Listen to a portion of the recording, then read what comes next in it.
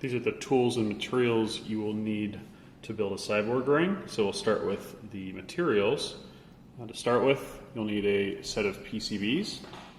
These PCBs I purchased from Osh Park, but you can get them from any high quality PCB supplier that's capable of doing 0.15 millimeter or 6 mil features. Everything's routed with 0.2 millimeter or 8 mil features, but it's best to use a supplier capable of finer features. You'll notice that this board is gold plated, which helps a great deal with soldering. It's also 1/32 of an inch or 0.8 millimeters thick. Thickness isn't really that important, but it improves the aesthetics and the fit of the ring if it's a thin PCB. You'll also notice that this PCB has mouse bites around the edges, which we'll be removing once we start construction. For components, you can refer back to the bill of materials in the GitHub repository. It's in the hardware directory called bom.csv, but you will need spring clips for battery contacts.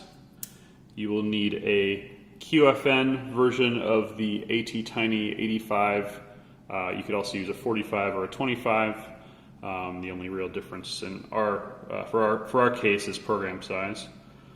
You will need 8 0603 LEDs. Now you want to use an LED chemistry that's got a 1.9 to 2 volt voltage drop. That'll generally limit you from 560 nanometers to 650 nanometers.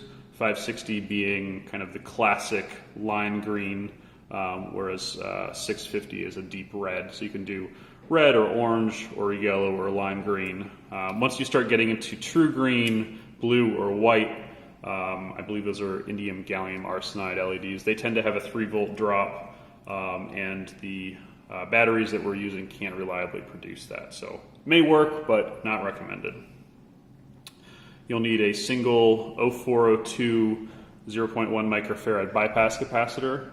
Now you could probably use a 0.047 or a 0.22 or any size in that range and you'd be fine. You need 16 of these special 0508 resistors. So these are all 22 ohm, and 0508 means that they're like 0805 resistors, but let's see if we can see that, the terminals are on the long side as opposed to the short side. So they're often called wide resistors. Again, a link is provided in the bill of materials. In addition to that, you'll need 2 different types of standard 0805 resistors. One set are jumpers, you'll need 4 of those, and another set are 10 mega ohm resistors. You'll need 8 of those. Values for the 10 mega ohm resistor is really not that important. They're just connecting 2 parts of the circuit that we don't want to connect, so they are a high resistance value. You'll need a switch. Other surface mount switches are probably usable, but I suggest using the one in the bill of materials because it's tiny, it's right angle, and the footprint is designed to fit it. And you will need a pair of size 10 hearing aid batteries. These ones are actually dead because I couldn't find my new package, but when they're supplied to this little tab. When you rip the tab off, which I had previously reapplied, it exposes an air vent. These are zinc air batteries. So as soon as you rip this tab off, you kind of start a 6-week clock after which the battery will be flat, regardless of whether or not you've put it in your ring. So keep the tab on until you're ready to use it. In terms of tools, not all of these are going to be required, but most of them will be helpful. You'll want some fine tweezers. I tend to use both straight tweezers and right angle tweezers. Both can be useful for sticking components up on end. You absolutely will need flux. I use Chipquik gel flux that comes in a syringe. You'll need some fine solder. I use SAC 305 RoHS compliant lead-free solder. You may need some solder wick. This is wider solder wick, but I also have some finer solder wick. This is only if you screw up, but if that happens, this stuff will save your project. You will need some 30 gauge wire wrapping wire. I bought this from Adafruit, but anything marked wire wrapping wire is fine. We'll be stripping the insulation off and just using the fine solid interconductor. So any wire that looks like that is uninsulated and 30 gauge will be fine. Notice that resistor leads or most hookup wire that's solid core that you have sitting around is probably going to be too thick for this. So try to get wire wrap wire. It's good to have around. You'll need an AVR programmer. So I'm using the USB Tiny ISP from Adafruit. You can also use an Arduino or an AVR Dragon or any of a number of other ways to program an AT-Tiny85. This just happens to be the one that I prefer.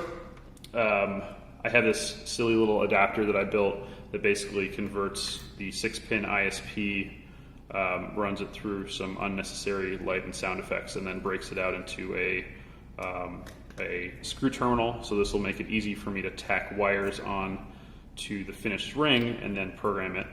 I also have designed the programming pads on the ring to be usable with kind of a bodged together programming jig. You can see it's got pogo pins and you kind of sandwich the ring in there. I found this was very unreliable and just more of a pain than it's worth. So I suggest just tacking wires onto the programming pads and then building something like this that allows you to easily reprogram the device. And then desoldering the wires when you're done. You'll want some angle cutters. These will be used at the end of the build to trim off the excess wire wrap wire. You should have some kind of a way of securing your work. I like the stick vise. Using one with Teflon jaws is nice because when we're pre-assembling, particularly the 0805 resistor stacks, it's nice to have a heat-proof surface to work on. A razor blade will be handy for the initial cutting out of the ring. I always use the Olfa fine box cutters. These are fantastic. And you'll want a piece of sandpaper. This is like medium 120 grit 3M stuff, just to sand off the mouse bites. Worth mentioning, and I'll mention it again when we're actually doing it, be really careful when you're doing that. You're producing fine fiberglass and resin dust. So you'll get it on your hands, don't breathe it in, dispose of it immediately, and make sure you wash your hands before you proceed. If you want to make the ring a little bit more durable, this silicone modified conformal coating is pretty handy stuff. It's a bit flammable and a bit toxic, but if you're careful, it's not too difficult to work with. When we're applying it, we'll just want to make sure that we keep it off the programming pads and keep it off the battery contacts. And finally, no project would be complete without safety glasses. Your eyes are your most important tool, so whenever you're doing any work with your hands, even if it's soldering, you should throw a pair of safety glasses on, just make it a habit. If you ever get into the industry world, you won't be caught without safety glasses in a plant.